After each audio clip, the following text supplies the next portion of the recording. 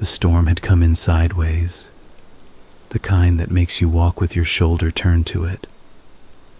I'd been out since before light with the county truck, pushing snow toward the berms, laying sand at the bad curves. The radio kept hissing and then going quiet. You learn to like that sound if you spend enough winters in a cab. It feels like company. They'd sent me to the North Road, the one that runs along the river and then climbs toward the quarry. It doesn't get much traffic since the quarry shut down. Just a few rentals and one year-round house where a guy lives with too many dogs and a satellite dish that always looks like it's listening to you. The plow blade threw a wave of white to the right, higher than the truck's hood at times, and I kept the chains steady, kept my eyes on the center line that only showed up in short, guilty flashes. A part of me likes this, even when the wind chews at everything. It is work you can point at. You can come back and say, I cleared that. It was bad, and I made it less bad. Not everything gives you that. My phone buzzed in my coat pocket.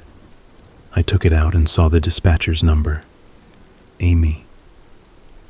I clicked to answer and put her on the little speaker the county had installed last year. How's visibility? She said. Half a car length half the time, I said. You're almost to mile 11. After the quarry road, there's a drift. Be careful. Always am. Don't be brave, okay? Turn around if it gets stupid. You're the boss, I said. For tonight. She laughed a little, and then the radio did that high, lonely pop that means someone else was trying to talk. We both listened to it go nowhere. Call if you need me, she said. I pushed on. Somewhere under the white was that little pullout where the fly fishermen park in the spring. I wasn't thinking of spring. Spring feels like a rumor up here. The river was a dark thought to the left. It made its own weather, its own sound under ice. I kept the blade down and the RPMS high enough to keep the diesel from getting sulky. The drift came where she said it would. It was taller than the hood and harder packed than the rest, like the wind had been driven into that one spot and had given up there. I dropped the blade and took the first pass slow. Snow came over, thick and wet like rolled carpet. I backed up, trying not to dig into the shoulder. Took a second pass. Something clanked under the blade. Not a rock. I know what a rock sounds like. This was a hollow sound, a short metal complaint. I lifted the blade and brought the truck to a stop. The cab went quiet except for the fan and the low grumble under my feet. It's always a choice, getting out. You tell yourself it's a good idea to check. You tell yourself it's a bad idea to leave the warm cab when the wind is trying to get your fingers for itself. I put on my gloves and took the shovel from behind the seat. The cold hit my teeth first. That's how I know how deep the cold is. If it goes for your teeth, it means something. I walked around to the right, where the wall of snow had slumped like dough. The shovel bit in and bounced on something. I knelt and pushed with the shovel, scraping away broad, heavy slices of snow. Red bled into the white. It was not a little. It was not a smear. It had soaked in deep and then frozen. My stomach did a small, mean twist. This isn't the first winter I've worked, and I've found blood before. Once a deer got clipped and crawled into a drift to die. Once a hunter had dressed something too close to the road and left the mess in the ditch like it would be better there. This was different. This was the kind of red that tells you something tried to stop and couldn't. I dug more. Gloves don't help much when you're clumsy with fear, but I kept at it. A jacket came up, the edge of it dark and stiff. There was a hand under it, flat and pale, like a glove that lost its shape. I cleared enough to see the face. He was a man maybe a few years younger than me, 30s, with a beard that had ice crystals in it, like someone had dusted him with ground glass. His eyes were closed. The snow had been tight around his mouth. The left side of his face was scraped raw. On the right side, the cheek had a hole in it, small and dark. It looked like it didn't belong to a face. The blood on the snow had frozen in ridges where it ran and then met cold. I said okay to no one. I said it again. The wind didn't care about any of it. It reached into my coat to touch my back. The river sounded too close and too far at the same time.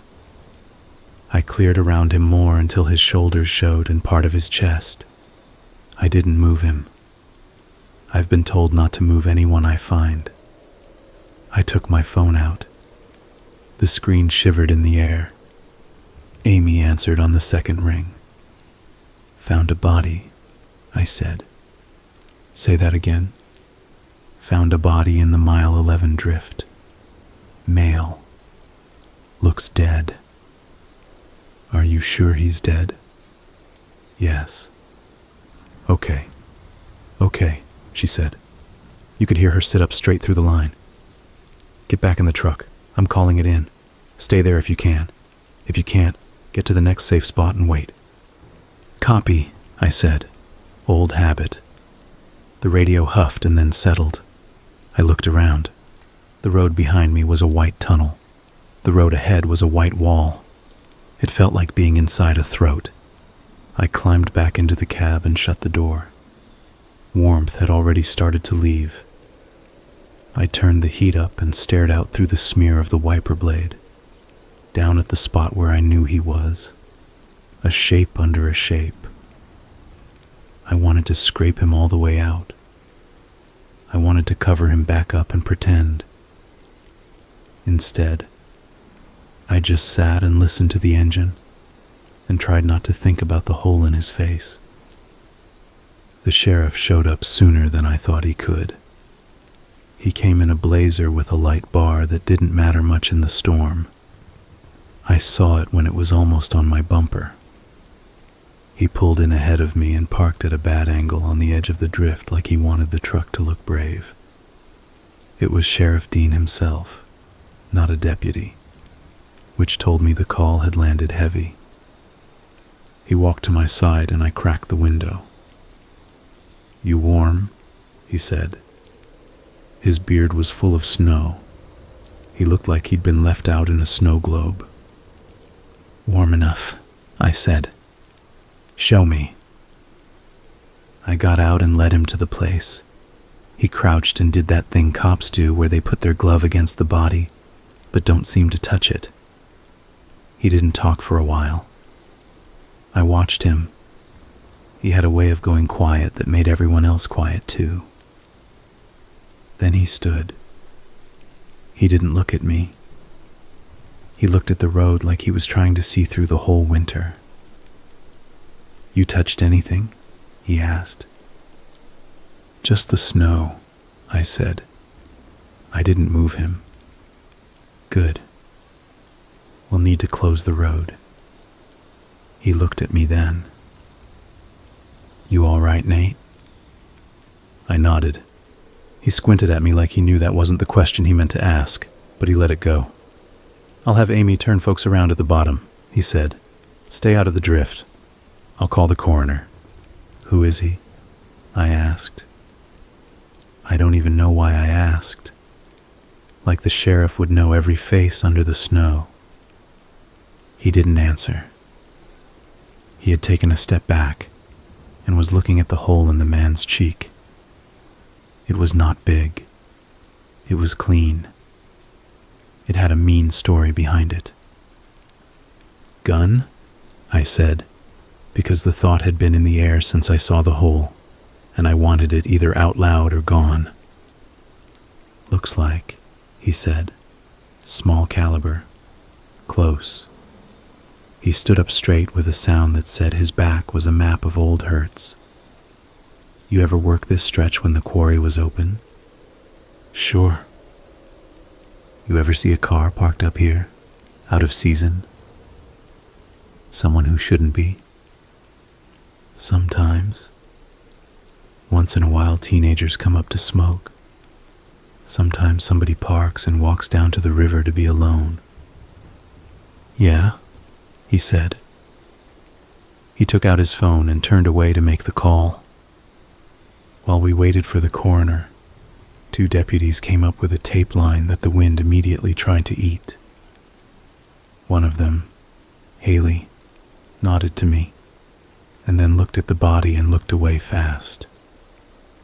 The other one, Carver, has a long nose that always makes me think he could smell through time. He looked at the hole and didn't look away. The coroner, Dr. Shu, got there last, which always feels unfair to her, but it's just the roads. We had to shovel more just to make space for the bodyboard. When we lifted him, something skated under him and hit my boot. It was a little metal circle with black in the center. I bent and picked it up. It was a button, the kind that comes from a car's console when someone pries at it and it pops loose. There was a smear of something on the black, like the button had been pressed with a dirty thumb. Carver saw me holding it. "Don't put it in your pocket," he said. "Bag it." I held it out. He took an evidence bag from his pocket like a magician and opened it with his teeth. He dropped the bag, the wind grabbed it, and then he grabbed it back like he'd meant to do it that way. They got the body on the board and into the Blazer. Sheriff Dean wrote down the time on a little notebook and closed it like he was angry at the number. He told me I could head back to the bottom of the hill and wait for someone to clear me. "You want to go home after?" he asked. "Yeah," I said, "but I should finish the route." He looked at me for a beat. "Finish it," he said, like he was agreeing with something else. I got back in the truck and sat for a minute before I started it. I didn't want to see anything else today. I knew I would anyway. On the way down, I kept thinking about the button. It was nothing on its own, but in my head it kept turning and turning. A button from a console, the kind your finger knows without your eye. Maybe from a radio, maybe from an old heater slider. Could be from any car. Could be from a very particular car. I told myself it didn't matter what I thought. It mattered what the bag told someone else. Still, my mind kept going to that old green Bronco that sits in one of the bays at the county maintenance shed. The one that never seems to run unless someone else needs it. And then it's the only thing that will start. It has a console that lost a knob last year, when someone tried to pull the panel to chase a wiring ghost. I didn't want to think about that. I didn't want to think about who drives that Bronco most. I finished the route around the lake and started back toward town. The storm might have been getting worse, or I might have been getting tired.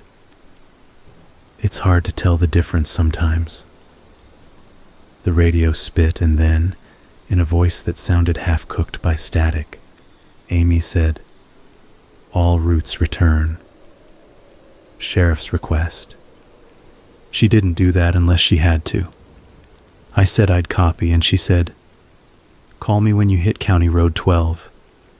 And then the line snapped in half again. I hit 12 and called. "You okay?" I said, because sometimes she's just a voice while she runs everything and I forget there's a person in there. "Yeah," she said. "Thanks. Sheriff asked me to keep you in the loop." "Okay," I said. It felt odd. You don't keep the plow guy in the loop. You keep him in the seat.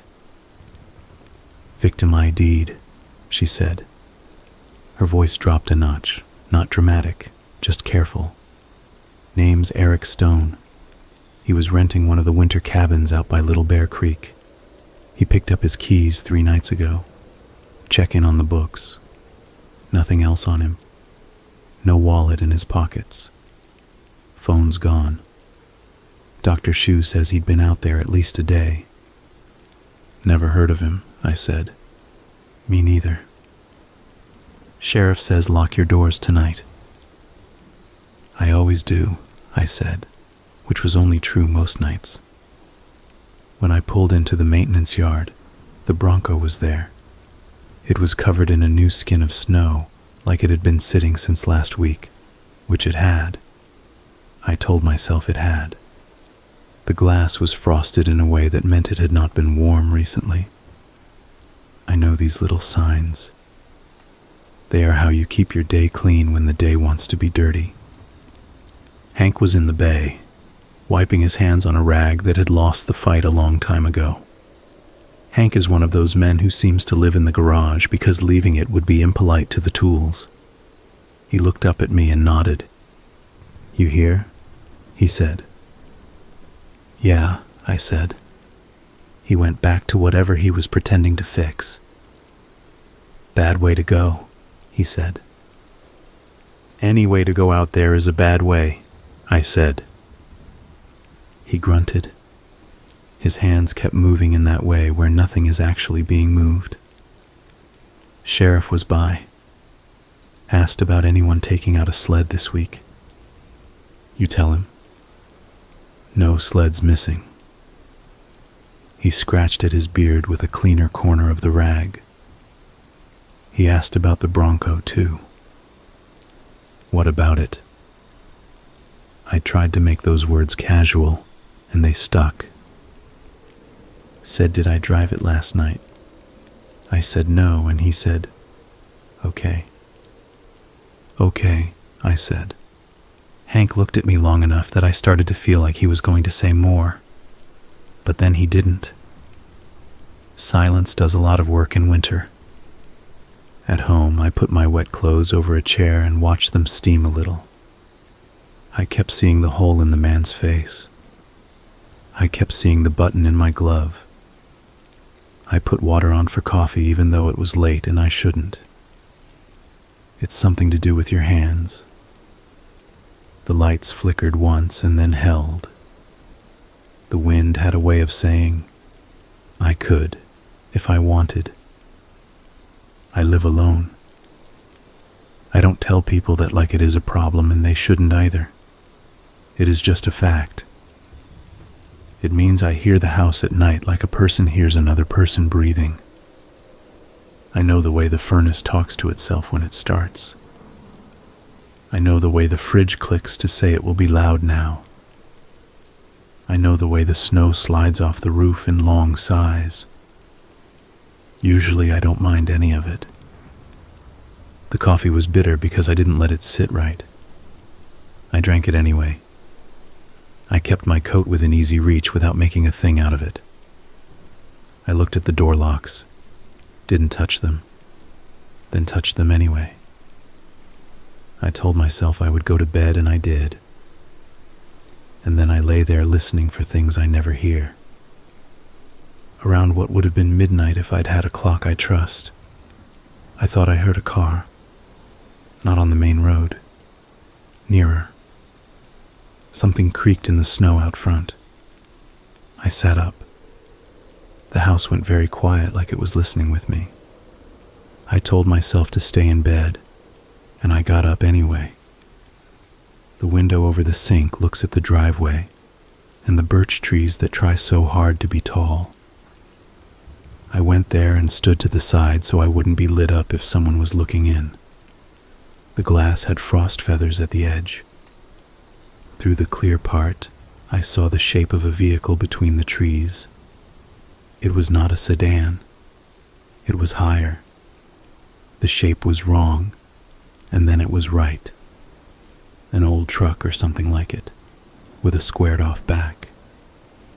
It sat for a moment with the engine off. which means the driver likes the cold or doesn't want to be heard. The shape didn't move. Then, a little shake, like the person inside had leaned forward to check something. The door didn't open. The dome light did not come on. I stood there long enough to feel stupid.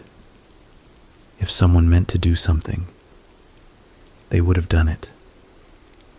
Maybe the driver was just thinking. The way people park and think when they don't want their house to feel that thinking. Maybe they were looking at the trees. Maybe they were lost and hoping the wind could tell them a way back. When I looked again, the shape was gone. I tried to say I had imagined it. I didn't believe myself. In the morning, the storm had walked off, bored. The sun found a way to look weak and fierce at the same time. The snow made everything show its edges. Fences, roofs, the way a step holds the shape of a boot. I put on my boots and went out to the driveway because I had to look. There were tire tracks at the bottom of it, where the plow leaves that little wall you have to cut through. The tracks had nosed in, stopped, then backed out into the road. The tread was old and blocky. It could have been a number of vehicles. It could have been a lot of things. I went to work early. I didn't want to be at the house anymore. At the yard, Amy was there in person, not on the radio. She had a thermos that said sheriff's office on it, because sometimes mugs are part of an identity. She looked tired in a clean way, like she had already decided to be more tired later. "Morning," she said. Her smile was one you put on when you take something off. "Morning," I said. "Dean wants to talk to you before you head out." I followed her into the office where the maps live. Dean was there, tapping a pencil against a circle he'd drawn around the quarry road and the drift. He looks bigger inside than outside, like he grows to fit rooms. He nodded at me, then nodded at the chair. I stayed standing. "You find anything else after we left?" he said. "No." "You think you saw anything else?" I thought about the shape under the trees. I thought about the button. I thought about saying no and going to the plow and letting the day take me. Instead, I said, "There was a vehicle outside my place last night. Sat there a minute. Didn't come up the drive." "What kind?" "Hard to say," I said. "Looked like an old SUV or truck. Color? Dark. Plate? No." He nodded like I'd given him a gift and like it wasn't the right size. "You tell anyone else that?" he asked. "No." "Okay." He put the pencil down. He didn't pick up the pencil again. "We've been working other cases," he said, which I knew. "Maybe you've heard some of it and maybe you haven't, and maybe you've heard the wrong pieces. Last winter we found a hiker over near Bear Ledge who looked like he laid down wrong and didn't get up." "I remember," I said. "Everyone said he got turned around." 2 winters ago we found a hunter at the edge of the flats. Looked like he fell and couldn't crawl out, and the cold did the rest." "Yeah," I said. Dean's face changed very little when he got to the part he didn't want to say. Both of those bodies had little holes in them that were hard to find, because cold and time make everything hard to find. This one last night? Same kind of hole. Same kind of placement. Same call after. Phone gone. Wallet gone. Prints washed out if there were any. "Cereal," I said, because the word had been in the edge of things for a while now, and saying it straight helps me. He didn't nod. He didn't have to. "I want you to be careful," he said. I want you to call things in that you would usually let go. Okay? I also want to ask a question I don't like asking. He looked at me and kept looking. Where were you 2 nights ago? I held his eyes, and then I looked past him at the map, like maybe the line of the road could give me a better way to answer. Home, I said. Like usual. Watched TV, fell asleep on the couch. Anyone with you? No. Anyone see you? My neighbor's lights were on until late, I said, and heard how useless that sounded. I didn't have anyone over. He nodded, wrote something in the notebook. You know why I have to ask? Yeah. We're talking to a lot of folks. You found the body. That puts you in the circle. I get it. He leaned on the table in a way that made the legs complain. If there's anything you remember that you didn't tell me, even if it makes you look stupid, call me. I will. He let me go. On the way past Amy's desk, she touched my sleeve. It wasn't a romantic thing. It was the kind of touch that says, you are in a picture you didn't ask for. Careful, she said. You too, I said. Out on the road, the sun made the plow blade look like a cheap mirror. I drove the southern route, and then the lake road, and then, because I knew I would, I went back to the mile 11 drift. The tape was gone, but the wind had done more to erase things than tape ever could. The snow there had a whole new skin, smoothed over like a lie told well. I pulled to the pullout and shut the truck off. The silence had weight. I could hear the river operating under its white lid. I got out and walked along the edge where the plow had cut yesterday. The spot where the body had been was obvious to me and probably no one else. There's a kind of emptiness that holds the shape of what it lost. I put my hand in my pocket and felt the outline of a coin. I took it out. It wasn't a coin. It was another piece of plastic with a little metal stem stuck to the fleece lining of my pocket. It had a symbol on it, white on black, a tiny fan icon, an old defrost switch cover. I swore low. I didn't know if it had been in my pocket before, or if I'd picked it up when we lifted the body and hadn't noticed because I was busy trying not to throw up in the snow. I looked at the Bronco in my head again.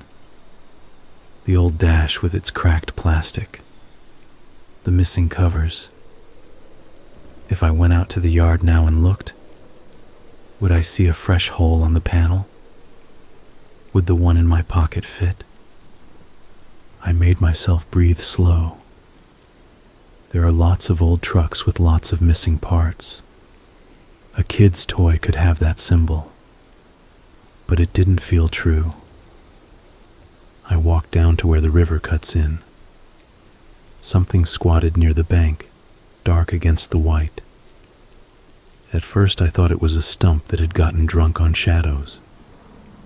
When I got closer, I saw it was a jacket balled up and rhymed. I kicked it and it rolled enough to show a patch on the sleeve. It was a brand patch. It said Long Trail in white letters. The jacket was too stiff to open without breaking it. I looked around. There were no tracks. The wind had ironed everything. I took the jacket back to the truck. I didn't radio it in yet. I sat with it on the passenger seat like a person who didn't talk. The patch made me think of the rental shop by the market. They sell used gear in the winter for people who show up in sneakers. The shop is run by a guy named Pete, who has opinions about bindings and coffee that he doesn't keep to himself. I drove into town and parked at the side of his shop. The bell on the door made a sound that said you were allowed in, but you should behave. Pete was behind the counter, messing with a broken binding like it had made a promise to him and gone back on it. He looked up, saw my face, and stopped moving his hands. "Not here to rent," I said. "I should hope not," he said. "I don't rent to county snowplow drivers after all the scratches you guys put on my floor." He smiled. It didn't stick. "You look like you have a thing." "I do." I put the jacket on the counter. "Recognize that brand? Long Trail?" "Yeah," he said. "It's cheap, but not in a bad way. Good for tourists who get brave near shelves. Why? Did you sell one like this week?" "I sell 10 like this every week." "Anyone buy one and then not take the tags off? Maybe orange thread, left pocket." He frowned at me, then at the jacket. He poked at the sleeve with one finger in a way that said, "I respect evidence, but I also want to touch it." "I can check the receipts," he said. "Why? Is this police business?" "Kind of." "Are you police?" "No." "Then you can wait there while I check anyway." He took the jacket to the back, and I heard him flipping through a book like a story wanted to be found. My hands felt empty and full at the same time. I looked out the front windows at the street. Town felt paused. The plow ridges had been tossed against the bank in lines like tired shoulders. Pete came back with the jacket and a yellow paper. "Sold one 2 nights ago," he said. "Guy paid cash. I put notes by the cash sales if they feel weird, you know. Not suspicious, just like I'll want to remember." I wrote, "Quiet.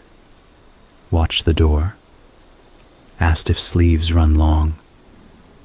"Did you get a name?" I said. "It was Cash," he said. He didn't volunteer. "You have cameras?" He made a face like cameras are for people who don't trust the world. "No," he said, but he had a scar. He tapped his own face under his eye. "Here. Small white line, like a kid's scrape that didn't heal pretty." "Hair? Beard? Height?" "Hair dark, short. No beard. Taller than me by a head at least, which puts him at, I don't know, 6 foot? Maybe more." "Coat color?" "Bought the coat." "Right," I said. "Thank you." "What's this about, Nate?" he said softer. "You heard about the body." "I heard. I found this near the river where we found him." Pete rocked back on his heels. His mouth opened and closed. He didn't say anything helpful after that. I didn't need anything else from him. Outside, the cold bit again just to remind. I stood on the sidewalk and looked at nothing for a while. The scar under the eye, the old truck shape, the button in my pocket, the missing defrost cover. I wanted to line them up and say they made a straight road. They didn't. They made a crooked line that pointed toward the maintenance yard more than I liked. Back at the yard, Hank had the Bronco up on a jack for no reason I could see, except that sometimes men lift old things to prove they're still part of the world. He had the driver's door open and a trouble light hanging by its teeth from the rear view like a moon. I walked to the front and pretended to look at the tires. "Lose any console bits lately?" I asked. "What?" "Any buttons or covers fall off?" He shrugged. "It's old. It loses a little something every time someone looks at it." He went around to the other side and pulled himself in like the seat owed him. "Why?" I pulled the plastic cover out of my pocket and held it low where only he could see. "This look like it belongs in there?" He looked at me, then at the piece, then at the dash. There was a spot on the heater panel, where a little black square was missing, making a mouth. He reached and fit the cover into it. It slid in like it had been waiting. He looked at me longer that time, and he looked different. Not guilty, not scared, just heavy with something. "Where'd you get that?" he asked. "Near mile 11. He nodded slow. "You tell Dean that?" "Not yet." He pulled the cover back out and handed it to me. His hand shook. He tried to make it not shake and failed. "There are going to be things you think you know," he said, voice low. "Before you decide, maybe talk to Amy." "Amy?" He nodded again. "She knows the schedules better than the book says. She knows who took what keys and who brought them back and who didn't. She knows the stuff you can't prove, but that gets you close." "You're making this sound like a game," I said. He looked at me like that was too simple. "You think this is about a game?" "Who drove the Bronco?" I asked. He took a breath that wanted to be bigger than it was. "Sometimes I take it. Sometimes Dean borrows it when his blazer's got a wobble. Sometimes Amy moves it when she needs the bay. Sometimes you drive it when your truck won't start." He wasn't wrong. I had driven it. Old winters. Nights when the diesel had gelled and the Bronco coughed and then decided to be generous. There are prints on everything anybody here has touched. That was always going to be true. I went to find Amy. She was at her desk with a stack of root logs and that thermos again. She looked at me like she had been waiting for this moment and not wanting it. "You were going to ask me about the keys," she said. "Yeah." She pulled open a drawer and took out a clipboard with tags on it. Each tag had a hook. Each hook had nothing or something. The Bronco's tag was there. The hook had the key on it. "Last out," she said, tapping the line with a pen, "was 3 nights ago. Signed by Carver. He said he needed a high-clearance vehicle to get up to a domestic call-out by Little Bear. The cruiser was in the shop. He brought the key back the next morning before I got in. Maybe he left it on my desk and I hung it. I don't remember." "Carver," I said, and it tasted like the wrong kind of answer. "The deputy." "Yeah." "He was at the scene," I said. She nodded like of course that's where he would be.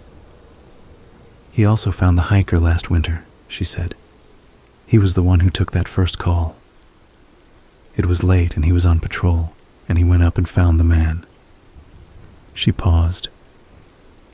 "He was there when they brought in the hunter the year before, too." "That's his job," I said, like I believed it. "It is." We looked at each other over the desk in the small office while the wind went by outside like nothing good and nothing bad had ever happened in the world. Amy took a breath that shook a little at the end. "I don't want to say something that makes something," she said. "But I also don't want to not say something and then wish I had. Do you know what I mean?" "I do," I said. "Carver comes in early sometimes. Like, too early. He sits in that chair." She pointed to the one in the corner where the magazines are for people who don't read them. "He doesn't drink coffee. He watches the parking lot in the dark. He says he likes the quiet. Maybe he does." "You think he was at my place last night?" I heard the edge in my own voice and did not know what to do with it. "I don't know where he was," she said. "I know he took my stapler home once without asking. That's not a crime. It felt like one." "You're stretching," I said. because I wanted her to be wrong, and me to be wrong, and the world to be something you could sweep with a blade and fix. She might have been, or not. You can tug on a string and find a knot or find nothing, and the tugging is the same either way. I didn't go to Dean right away. I took the Bronco key off the hook and walked out to the bay. Hank watched me through the glass with his face flat like a tool on a bench. I opened the Bronco and slid into the driver's seat. The smell in there was old plastic, mouse nest, and a bitter afternote like gun cleaner if you pretend not to know it. The trouble light made the dash look like a stage set. I pressed at the heater panel. The empty square grinned. I took the cover from my pocket and held it near the hole. Then I didn't put it in. I put it back in my pocket. There was a hair on the passenger seat. I don't know why I noticed it except that it was there, straight and dark against the faded cloth. I picked it up and then realized there's no use to me holding a hair. I let it go and it floated down like it knew how to fall. I opened the glove box. Old registration, a pair of cheap work gloves with a rip in the thumb, a map of the county with corners gone, and a little cylinder with a lid, blue plastic. I popped it. Inside was a roll of black electrical tape and a single spent .22 casing. My heart did a small, stupid leap that had nothing to do with cardio. Lots of people have .22s. Lots of folks shoot at cans. Lots keep a casing as a fidget. Lots don't keep it in a county vehicle. I held the casing to the light. There was a smear of dark on the side. Oil, maybe. Blood, maybe. An old fingerprint. The heater blew warm on my face, and I felt dizzy in the gentle way that tells you your life is changing without you yet. I heard boots in the bay. I didn't hide the cylinder because hiding it would have been a confession. Carver walked into view, long nose, eyes that try to drink you and your next thought. "Morning," he said. "We talking to vehicles now?" "Just keeping them company," I said. "They get lonely in weather." He smiled because he thought that was funny, and maybe because it was. He came around the front of the Bronco and put his hand on the hood like he was calming a horse. "Dean said you had questions." "I always have questions," I said. "You always find bodies," he said. He meant it as a joke. It landed in a place that didn't have jokes.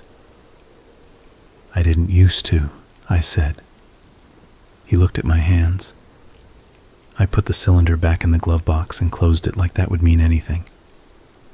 He took a step toward the passenger door, then stopped and looked at me like he wanted me to license his movement.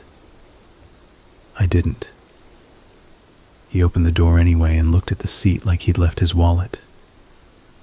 He drummed his fingers on the dash where the heater panel was missing its square. His eyes moved to my pocket. Careful. He said, "You hear about the jacket they found?" "I found it," I said.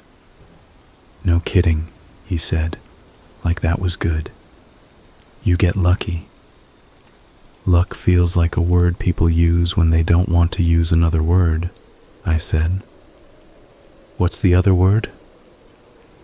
His voice was soft in the way you use when you're approaching a dog that might bite. "Work," I said. He laughed, made it short. "You're a stubborn man, Nate." "So I've been told." He reached up and touched his face below his eye. His finger paused on a small white line there that I had never noticed, because I had not been told to notice it. It was a little scar, thin and old. The kind you get when you fall off a bike at 11 and forget to tell your mother. Something inside me decided to stand somewhere else. I kept my face where it was. "You got that from a stapler?" I said, and he smiled again without his eyes this time. "You think you're funny," he said, still soft. He let the door swing shut. "Dean wants you on the South Road this afternoon. Stay off the quarry." "Why?" "Because I said," he said, and then he was the kind of officer who likes to be the kind of officer you can't argue with. When he was gone, I sat in the Bronco with the little .22 casing sitting in my head like a lit cigarette. I took my phone out and called Amy. "Yeah?" she said. "I need you to do something." "You ask nicer than that when you ask for more sand in your spreader." "Please," I said. "Look up Carver's patrol car GPS last night, if it's on." "It's always on," she said, and I heard her fingers start to walk across the keyboard. "What am I looking for?" "Tell me if he was near my place." She breathed through her nose in a way I know is the sound of someone opening a door they don't want to open. "He parked 2 blocks away for 20 minutes, then drove off toward the quarry road," she said. "Then he circled back past your street. Then he went to the station and sat. You going to tell Dean this, or am I?" "I will," I said. "You sure?" "No," I said, "but I will." Dean listened without stopping me. He didn't sit. He leaned against the map table and watched my face like he was looking for a blinking light to tell him if I was lying. When I was done, he pushed his lips together until they turned into a thin shape I hadn't seen on a human mouth before. "What do you want me to do?" he asked. "Search the Bronco," I said. "Search his cruiser. Look at his locker. Ask him where he was. Ask why he's always first when bodies show up. Ask why a .22 casing is in the glove box of a county vehicle, and why a piece of its dash fell out under a dead man. And if I do all that and it isn't him," Dean said, like he wanted that to be the world, "then I owe you a beer and an apology, and I go back to pushing snow. And if it is, then you don't let him come near me," I said, and I was surprised at how even my voice sounded when I said it. Dean nodded. "Stay in the office," he said. I shook my head. "I have roots. You have me telling you to stay in the office. And you have a man who just told me to stay off the quarry road," I said. "If he thinks I'll be somewhere else, I should be where he thinks." Dean closed his eyes just long enough to show me what was in there. "You think he will try you?" he said. "I think he's been trying me," I said. "Or watching me. Or deciding." "That's a lot of you." "I found the body," I said, which was not logic, but it was part of it. He took a gun from his desk and looked at it like it was a math problem. Then he put it back, shut the drawer and said, "Okay," like the opposite of okay. "You stay on the radio. You tell me where you are every 10 minutes. If I miss a check-in, you don't be brave. You go to the nearest house and you don't knock. You walk in and apologize after." "Okay," I said. He put his hand on my shoulder for half a second, and then took it off like the contact burned. "I want to catch him clean," he said. "I don't want to bury another person in the ground and pretend the ground is enough." I took the South Road like he said, and then, because I had said I would be where Carver thought I wouldn't, I turned up the quarry anyway. The clouds had pulled back just enough to show a sky that had blue as a rumor. The trees were leaning a little from the night. The river kept going like it didn't know stories and didn't want to. I slowed before mile 11 and shut off my headlights, which was stupid and something I would have yelled at someone else for doing. I coasted into the pullout and killed the engine. The silence hit like a hand over my mouth. I sat and waited and watched the rear view. I told myself I was dumb, and I told myself I was right, and both things were true. A shape came in the mirror after a time that might have been 10 minutes or an hour. Old SUV squared back, dark paint with a dull of road salt rubbed into it. It parked behind me, nose to my bumper. No lights. Engine running for a beat, then shutting off. The kind of shut-off that sounds like a decision. I reached for the radio mic and clicked it twice on the county channel, then held the button and said, "Mile 11 pull out," and let the words go out into the air. No one answered. That's how radios treat you when you need them. I could have started the truck and spun the blade sideways and backed out and knocked the SUV into the ditch. I didn't. I opened the driver's door and stepped down, boots grating on the packed snow. The cold found the gap at my wrist and tried to climb in me. I stood by the truck and kept my hands where anybody could count them. Carver got out of the SUV. He closed the door very softly. He had a hat on, pulled down low. He didn't carry the hat like someone who likes hats. He walked with his hands in his pockets until he was 10 feet from me. Then he took his right hand out. No gun. A smile that wasn't hooked to any muscle that does real things. "You're hard to keep alive," he said. "You've been trying?" "Not lately." He posed like he was in a picture no one would look at later. "You shouldn't have gone into the Bronco.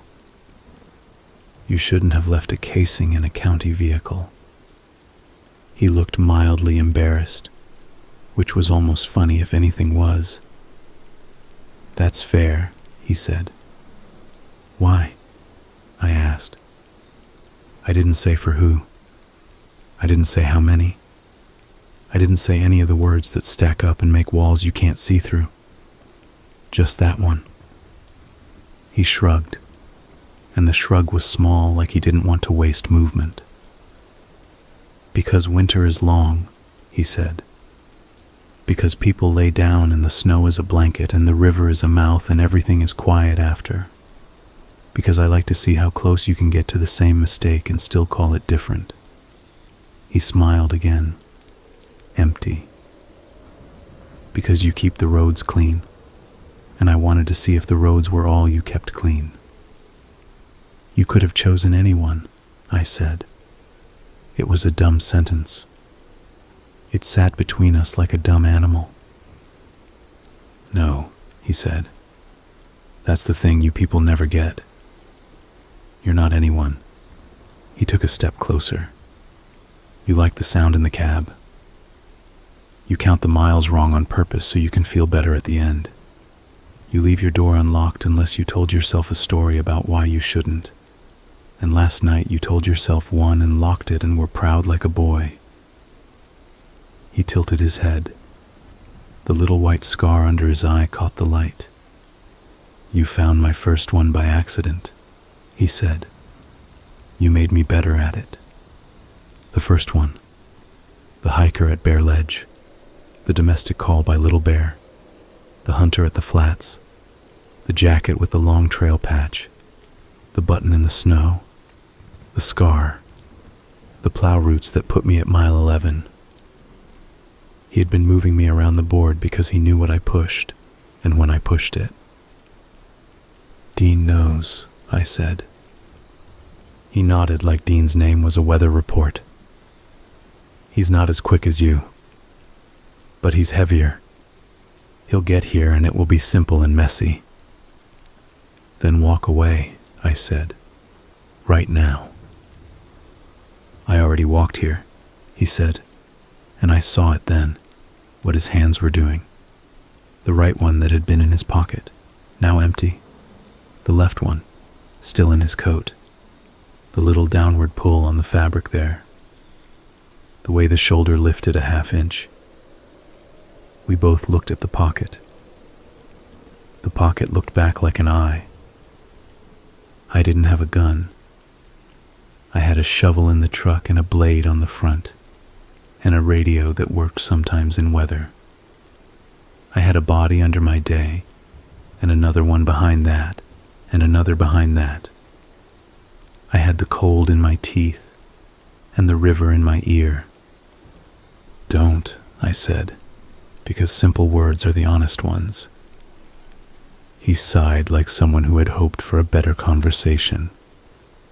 His left hand started to move. I got there first. Not because I was faster than him, because the ground under him had changed since yesterday. The drift was different now because I had cut it, and the wind had packed it, and right where he stood, the crust was thin, and the hollow under it was stupid. I took one step and kicked at the edge of the drift with the heel of my boot, hard, and the crust collapsed. His foot went down into the hole the body had left, if you want to be dramatic about it, and the rest of him pitched forward. His hand came out, and there was the little .22, black and mean and small, like an idea someone should have thrown away. He fired once because that's what hands do when the body falls. The sound cracked against the trees and came back sad. He went down on his side. His head hit the packed snow with a sound I'll have later whether I want it or not. The gun slid. He reached for it and I put my boot on his wrist. He looked up at me and there was nothing in the look that wanted to live. That was the truest thing in all of it. Some people do not want to live. They want to end their thoughts by making them someone else's problem. That's not poetry. That's a list of things I've seen. I bent and picked up the gun. It was warm.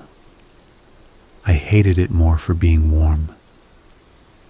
I stepped back and held it away from my body like when you carry a dead fish by the line because you don't want to feel the weight of it. I kicked at his pocket and the spare magazine skated out like a rabbit. The radio on my belt said something that sounded like my name most of the way through static. I didn't answer. I saw lights down the road, a red and a blue that didn't mean anything out here until they were close. I stood by the plow with the gun pointed at the ground, and my head pointed at the sky and waited. Dean took the gun from me like it was a delicate piece of glass that might cut you even if you covered it. He put it into a bag, and that into a box. And then he looked at me and said nothing, and that was good. Carver didn't look at anyone. He kept his face turned toward the drift, like he was waiting to go in. They took him in. They put tape up again, and then took it down again. Amy drove up in the sheriff's spare Jeep because she didn't want to listen on the radio anymore. She got out and came to me and stood without touching, then touched my sleeve with 2 fingers in a way that said small parts of the world are still the same. "You okay?" she said. "No," I said, "but I can be."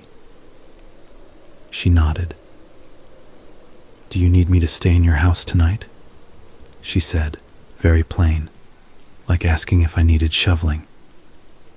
"No," I said, and then, because I have learned that saying no to help is a way to make a day worse, maybe sit for a while. "Okay," she said. "I'll sit for a while." That night the wind didn't push very hard. The house made its sounds. The locks were locked. Amy sat in the chair with her legs tucked under and drank my bad coffee and didn't say a lot. We didn't talk about Carver.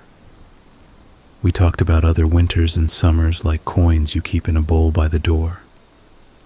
There would be statements. There would be questions.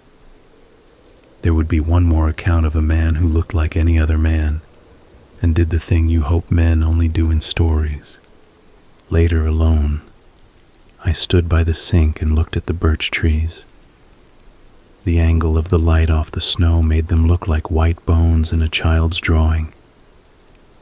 I could still see the hole in the cheek of the man in the drift. I could see the little white line under Carver's eye. I could see the spot on the dash where a square was missing, and my pocket where it fit. None of it felt like a puzzle solved. It felt like a thing that happened in the snow, and the snow would fall again, and I would clear it, and the river would keep its mouth, and the radio would hiss and be quiet and be company, and I would go out and push white to the sides to make a line people could use. In the morning, I went to work. The plow started on the second try. The blade dropped. The road opened. I did the part I know how to do. The storm had left teeth where it went. I took them down a little. The sun came up behind clouds and looked like it wanted to be brave. I held my hand over the heater vent and let the heat soak my skin until it hurt. I thought about the bodies the snow had kept like secrets.